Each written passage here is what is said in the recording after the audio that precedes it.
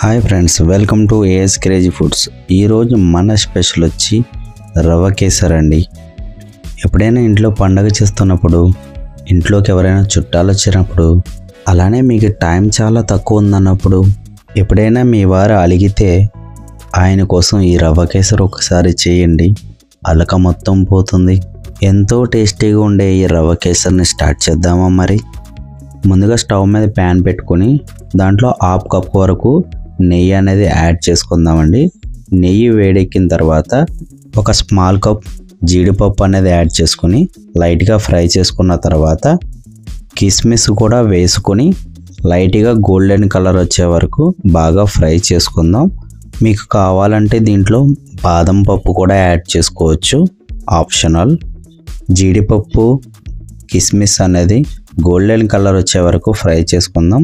ఇప్పుడు బాగా ఫ్రై అయ్యాయి కాబట్టి వీటిని మనం సపరేట్ చేసుకుందామండి. సపరేట్ చేసిన తర్వాత ఇదే బాండీలో ఒక కప్పు బొంబాయి రవ్వ అనేది యాడ్ చేసుకుంటున్నానండి. యాడ్ చేసిన తర్వాత లైట్గా మనం గోల్డెన్ కలర్ వచ్చే వరకు ఫ్రై చేసుకుందాం. ఈ టైంలో మంట అనేది సిమ్లో పెట్టుకోండి. సిమ్లో పెట్టుకుని మాత్రమే ఫ్రై చేసుకోండి, అప్పుడు మాత్రం ఫ్లేవర్ బాగుంటుంది. మీరు కొంచెం నెయ్యి ఎక్కువ తింటారనుకుంటే నెయ్యి ఎక్కువగా యాడ్ చేసుకోండి, నో ప్రాబ్లం. ఇప్పుడు ఆల్రెడీ వేడి చేసి పెట్టుకున్న వాటర్ అనేది ఇందులోకి యాడ్ చేసుకుందాం. చల్లటి వాటర్ అనేది వేయొద్దు, వేస్తే ఉండలు కడుతుంది. అందుకని వేడి వాటర్ వేసుకుంటున్నాను. ఒక కప్పు మనం తీసుకున్నాం కాబట్టి ఒక కప్పుకి 3 కప్పుల వాటర్ అనేది యాడ్ చేసుకుందాం. యాడ్ చేసిన తర్వాత సిమ్లో పెట్టుకుని రవ్వలో వేసిన వాటర్ అనేది ఇంకిపోయేంత వరకు బాగా మనం కలుపుకుందామండి.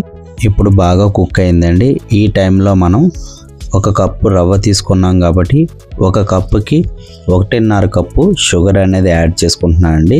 మీరు స్వీట్ ఎక్కువగా తినేవాళ్ళు అయితే కొంచెం అడిషనల్గా పంచదార అనేది యాడ్ చేసుకోండి, నో ప్రాబ్లం. ఈ టైంలో కొంచెం ఇలాచీ పౌడర్ యాడ్ చేసుకోండి. నేను ఆల్రెడీ పంచదారలో ఇలాచీ పౌడర్ని గ్రైండ్ చేసి వేసాను, అందుకని నేను యాడ్ చేయట్లేదు. ఇప్పుడు ప్రాపర్గా కుక్ అయింది. ఈ టైంలో మనం ఆల్రెడీ ఫ్రై చేసి పెట్టుకున్న జీడిపప్పు కిస్మిస్ అనేది ఇందులోకి యాడ్ చేసుకుని లైట్గా ఫుడ్ కలర్ అనేది యాడ్ చేసుకుని మొత్తాన్ని బాగా కలుపుకుందాం.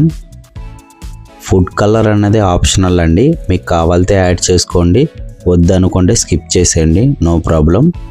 ఇలా రవ్వ కేసరి కలుపుకునే టైంలోనే మన లాస్ట్లో కొంచెం నెయ్యి అనేది యాడ్ చేసుకుందాం. నేను 2 స్పూన్ల నెయ్యి యాడ్ చేసుకుని కలుపుకుంటున్నానండి. అంతేనండి, ఎంతో టేస్టీ అయిన రవ్వ కేసరి రెడీ అయిపోయింది. ఇలా చేసి మీరు పెట్టండి, తిన్నవాళ్ళు మీకు ఫ్లాట్ అవ్వాల్సిందే. చూస్తుంటేనే తినాలనిపిస్తుంది కదా.